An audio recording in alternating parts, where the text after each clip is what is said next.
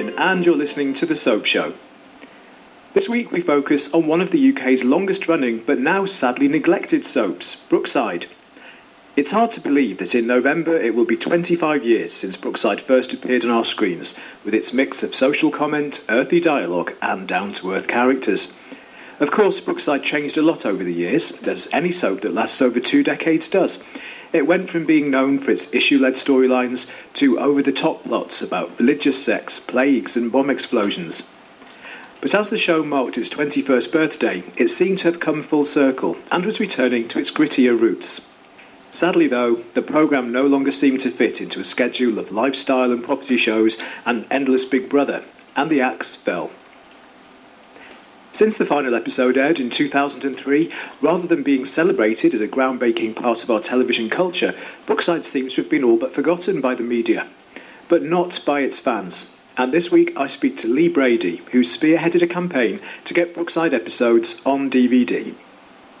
Later on in the programme, I'm also speaking to George Christopher, who played little Jimmy Corkill in Brookie. But first, Lee. And when we spoke, I started off by asking him when he started watching Brookside. I started watching it when I was about 10, so I think that was probably about 92. I can't really remember much from that time, storyline-wise, but I didn't get into it like properly until about 2000, because that's when I became even bigger fan. That's quite a shame, because that was really towards the end of the whole show's run, wasn't it? Yeah. Well, who was your favourite character then? Probably Jimmy Corkill, but I think he was probably the favourite for a lot of people. He's probably one of the main characters people will remember.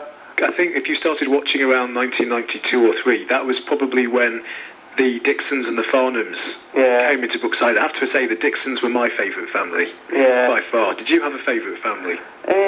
Not in particular, but throughout, since I watched it, most probably the Corkills. It's a bit of a battle between the Corkills and what was left of the Grant. Right. But later on in the years, I kind of liked the Murrays and the Gordons. I think they were just so realistic. Yeah, the Murrays were good actually, especially little Anthony Murray. Later in, yeah. Yeah, of course he's getting well known as a singer now. Yeah. Well, how did you feel then when you heard it was axed? Well, it wasn't a surprise to me when it did get axed, because a lot of people already knew that it was going to be axed. It was on the TV and it was in the papers as well that it will be getting axed. So it wasn't a surprise to me, even though it was a very horrible feeling to lose Brookside, because I'm from Liverpool myself. Well, you know, my family from Liverpool as well, so Brookside always meant more to me than the other English soaps did too. Yeah. It's a shame to lose it, but for 21 years as well, you expect a bit more. You know, a soap like that, how good it was, you can't just click your fingers and everything's gone.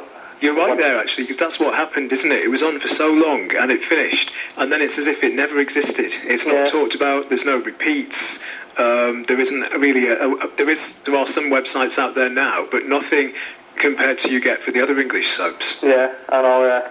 You've launched this campaign to get Brookie on DVD. You started that this year. It's a few years since Brookside finished, so what made you start now? Well, it was probably early on this year. I visited the Close, done a few video clips and put them on YouTube. Then I got a message from quite a lot of fans about the Close, asking where it was, questions, etc.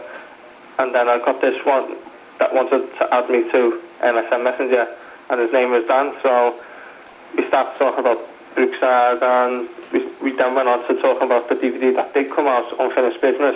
Right. And then we went on to speaking about the trailers that we put on there, but what happened to them? Because we had trailers on there for the DVD to come out, but we never got them. So we came up with, well, why don't we just give it a go and try an online petition, see what we can do. So then we started it up in April this year, and it's doing quite well. I think we're the first time that someone's done a petition on Brookside and actually took it further than other petitions on Brookside to get it back by going to the press and getting it in the papers and stuff like that.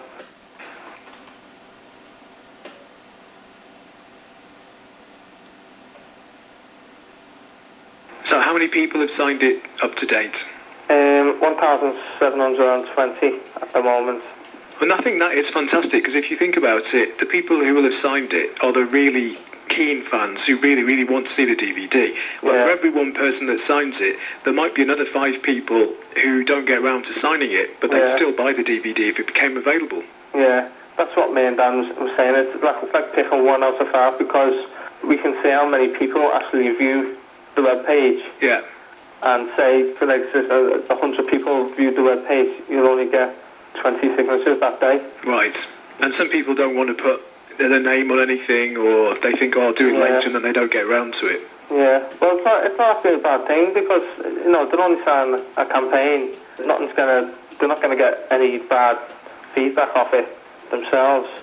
And because you add your email address as well, you can hide the email address, so even we that are running the campaign can't even see it, so they're not going to get no spam or anything like that. Well, that's important, so people can sign the petition and be completely anonymous. Yeah, everyone that does show the email address, I always send them an email thanking them for signing it. And when you do sign a petition online, it only takes about not even 3 minutes to sign it. So it's a shame that you get all those people that look at it, and then you only get so many that actually sign it. Well,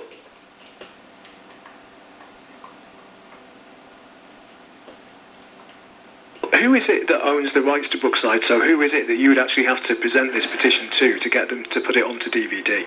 It will be Phil Redmond. That was the hardest part of starting up the campaign, to find out exactly who owned the rights. Yeah. But we have met Phil Redmond, and he does own the rights.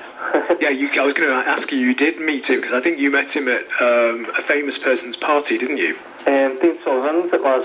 Right, Jimmy Corkill. Jimmy Corkill's 50th birthday bash. So how did you get an invite to that?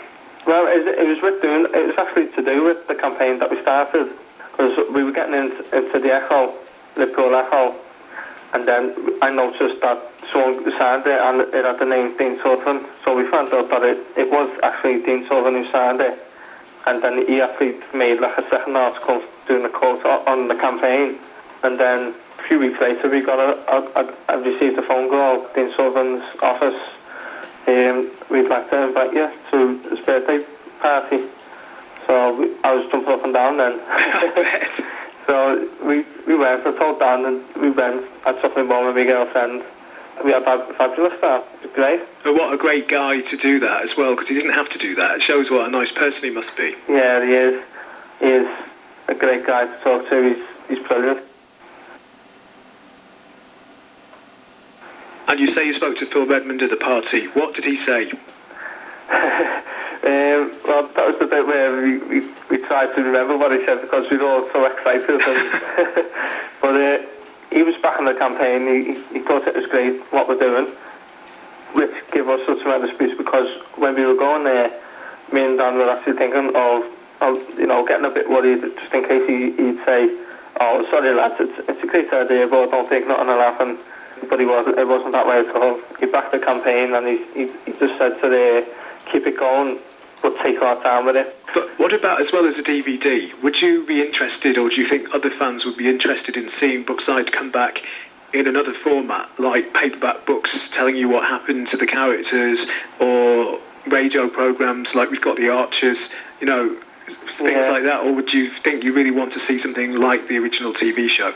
Well, I think the biggest success if Brookside came back would probably be on television, DVDs, audio programmes. I don't really know, but probably anything for true Brookside fans would, it wouldn't matter what it was. Yeah. But I think for fans all round that would also be interested to see it, I think DVD format would probably be the best bet.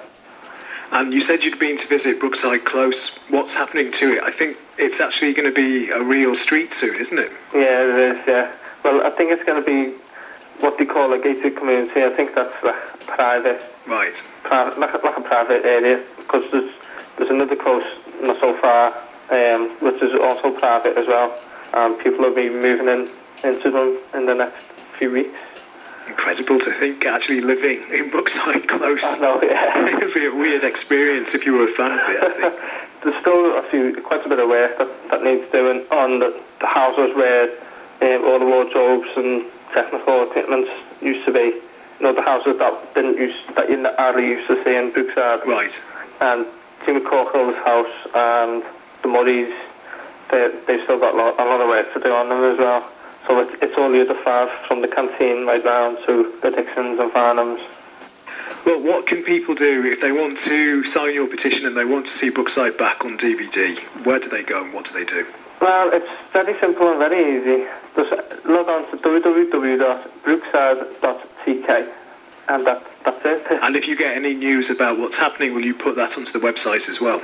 Yeah. Since we've started the campaign, I've got to know a lad called Dave, but his profession is making websites, so we're going to try and get an official website up, but we don't know if we need permission from Phil Redmond for that first, but we're going to sort that out and hopefully have something up. Hopefully that'll start up the fan base again on the internet.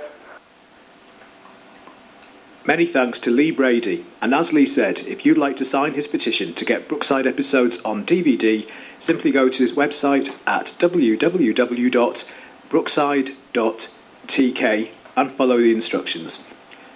Well, since I spoke to Lee, his petition has now reached over 2,000 signatures, including some Brookside actors.